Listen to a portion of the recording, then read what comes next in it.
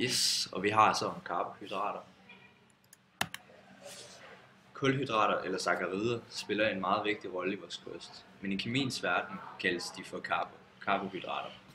Karbohydraterne består af carbon, hydrogen og oxygen. Et eksempel på et meget anvendeligt karbohydrat i kosten kan være glukose, som har molekyleformen C6H12O6, som også kaldes strøsukker. Betegnelsen af karbohydrat hentyder til, at stofferne indeholder C samt H og O i samme forhold som H2O, altså i forholdet 2 til 1. Karbohydrater er hydroxyaldehyder eller hydroxyketoner, eller også kan de hydrolyseres til hydroxyaldehyder eller hydroxyketoner. Karbohydrater inddeles i 3 typer: monosakkarider, disakkarider og polysakkarider.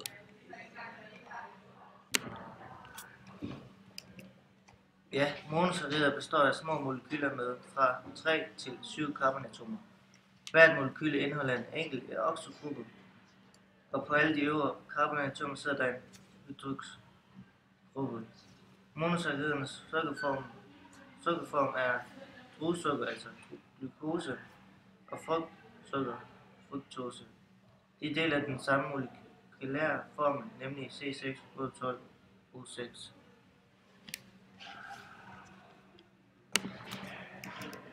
Som sagt, så er der så forskel på monosakkarider, disakkarider og også polysakkarider, som kommer ind på senere. Men her snakker vi om disakkarider. Og det der er med disakkarider, det er, at det tager længere tid at optage disakkarider i monosakkariderne. Fordi at man først skal spalte disakkariderne til monosakkariderne, og så derefter kan man så optage monosakkariderne i kroppen.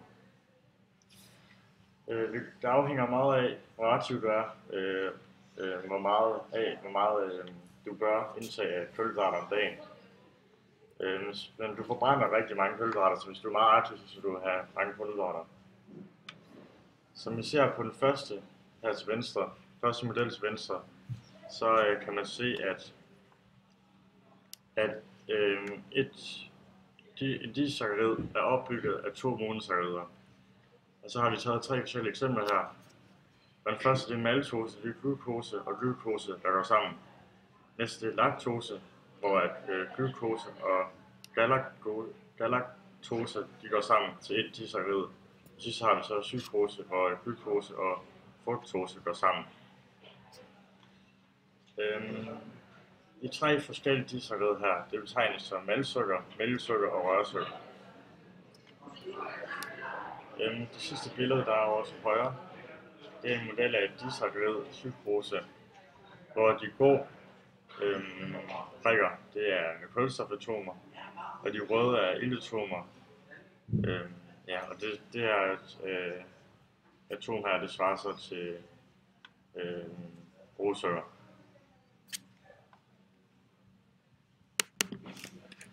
Ja, og så lidt om polysakkarider. Polysakkarider det er komplekse kulhydrater, og de er polymerer dannet af mange monosakkarider, dog mindst der 3, som der står her. Og de er sat sammen af glukosebindinger.